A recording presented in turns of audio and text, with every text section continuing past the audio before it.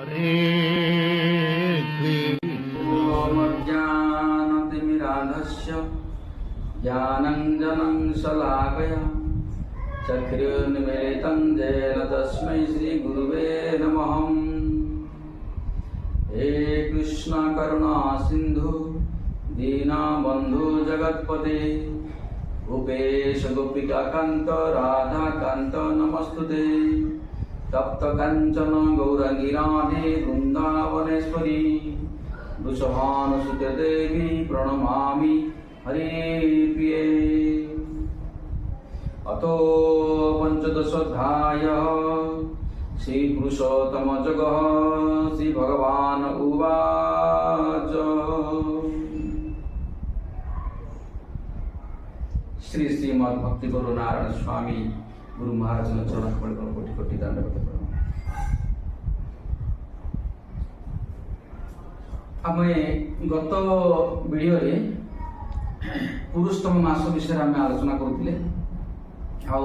ये मास हमर part 2 second session जोड़ा कि पुरुषोत्तम मास आम कौन पढ़ा उचित। पुरुषोत्तम मास आमे शास्त्र पढ़ा उचित। क्यों शास्त्र ना आमे भागवत पढ़ा आउ श्रीमद् भगवत गीता मध्य पढ़ा। श्रीमद् भगवत गीता भगवान कृष्ण अर्जुन को कहते मसरे कौन पढ़ा उचित, जोटा कि श्रीमद् भगवत गीता 15 अध्याय देखिए आप 24 नंबर संख्यक श्लोक भगवान निजे स्वयं स्त्री मुखर कहते।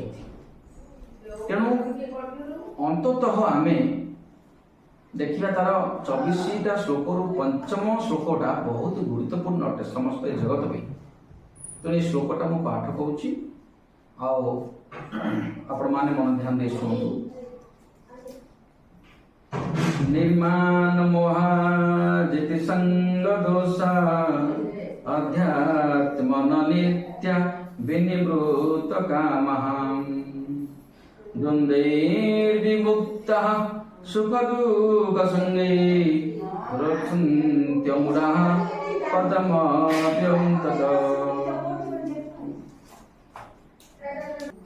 यार अनुवाद है जे मोह मिथ्या सम्मान एवं मिथ्या संगरु मुक्त जे नित्यता को बुझी पारिछि, जे काम पिपासा को त्याग करिछि एवं सुख दुख रूपक द्वंद्व मुक्त एवं जे जाने कि परम पुरुष भगवान चरण आश्रय हुए से ही